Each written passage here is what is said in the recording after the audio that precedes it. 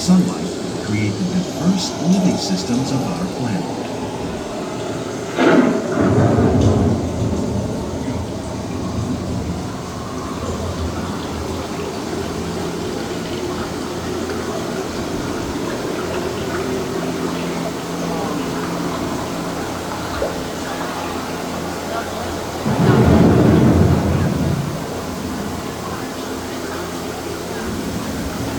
One of those living systems is the rainforest, home to the most amazing concentration of life on our planet.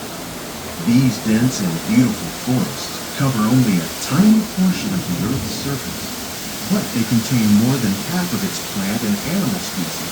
Rainforests are also extremely rich in productive living systems, providing us with oxygen, food, medicines, and other elements essential to our lives.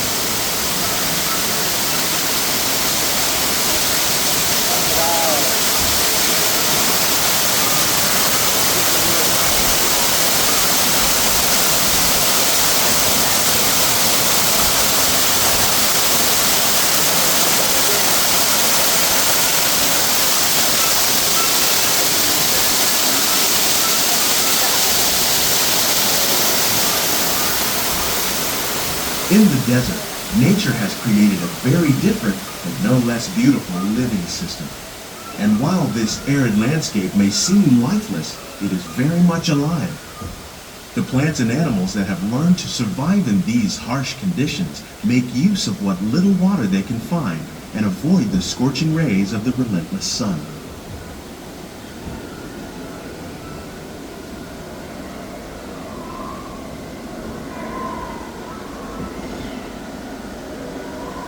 The American prairie once appeared as desolate as the desert, but over time, rainwater and nutrients gradually penetrated the hard surface of this land.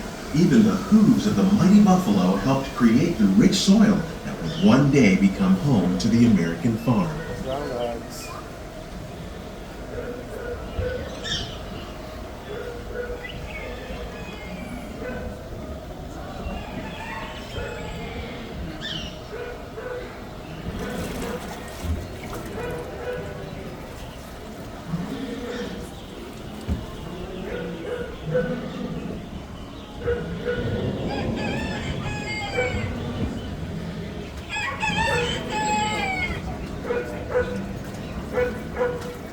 Of all the forces at work on the land, humans have had one of the most profound effects.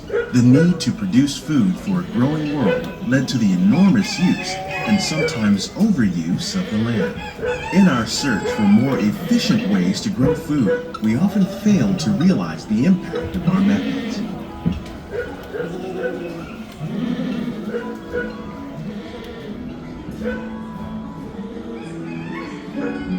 Environmental well-being.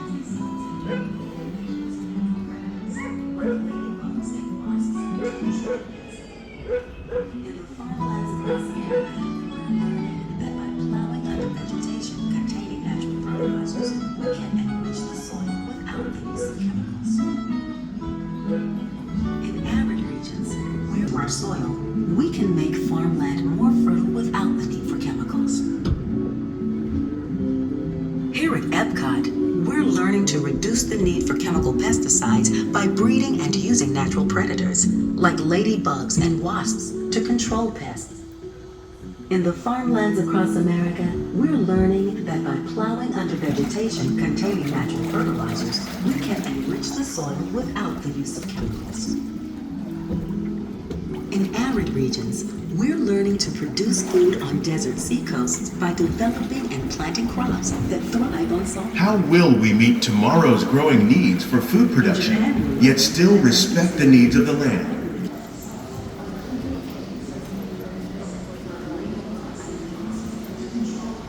To our living laboratory, where scientists from Epcot and the U.S. Department of Agriculture are exploring innovative ways to produce bountiful harvests now and into the future.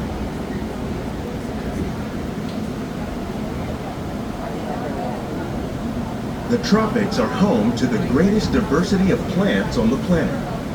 Many of these, like papaya, bananas, cacao, coffee, and rice, are well known around the world. These are just a few of the edible plants that have been an important source of nutrition for people living in the tropics. Many are rich in vitamins and minerals, while others are well adapted to growing in less than ideal conditions. Some, like the water lily, thrive in wet, swampy areas and waterways. All parts of this plant, even the flower petals, are edible. The starchy root of the plant has long been used to make flour for baking.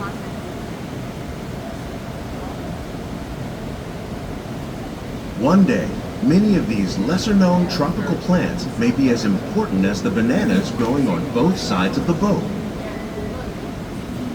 More than 28 million tons of bananas are eaten annually, making it the most popular fruit in the world.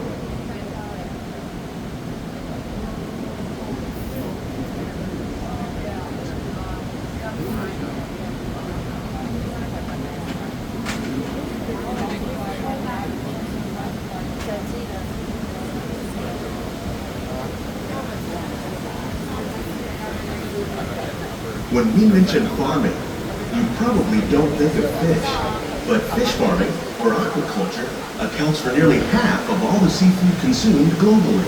Tilapia, bass, and catfish, like the ones you see here, are three of the more popular crops raised by fish farmers.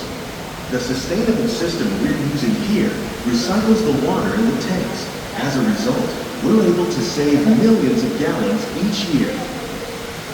Our small fish farm produces nearly 5,000 pounds of fish each year to serve at restaurants around Walt Disney World. Innovations like this one can play an important role in our efforts to produce bountiful harvests and still protect natural resources.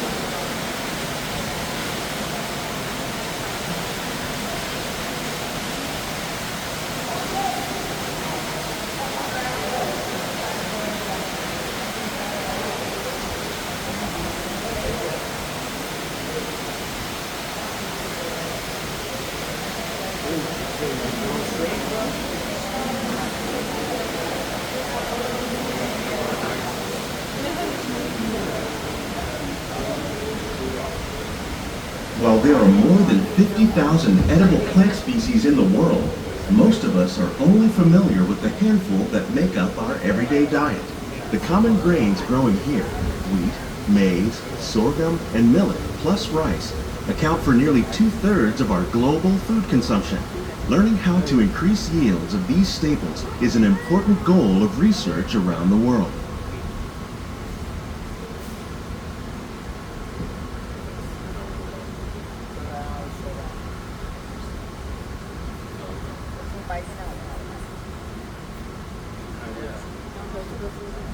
These plants are definitely on their way up.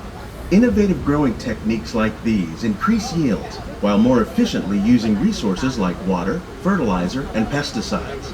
Another innovation at work here is our integrated pest management program. By populating our greenhouses with beneficial insects that prey on harmful pests like aphids and flies, we are significantly reducing our reliance on conventional pesticides. We're growing these crops using our nutrient film system. This technique precisely controls and recycles water and nutrients. With it, we can produce over 27,000 heads of lettuce a year in this one small area.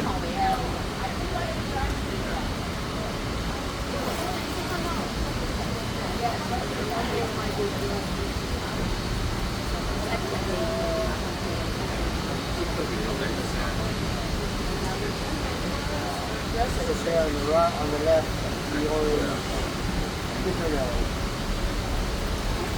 Some of our best ideas have been inspired by nature, like these fruit and vegetable trees. By growing these ground plants vertically, we can increase yields and better control diseases. These crops taste as good as they look. In fact, we serve more than 15 tons of produce from our greenhouses in restaurants here at the land every year.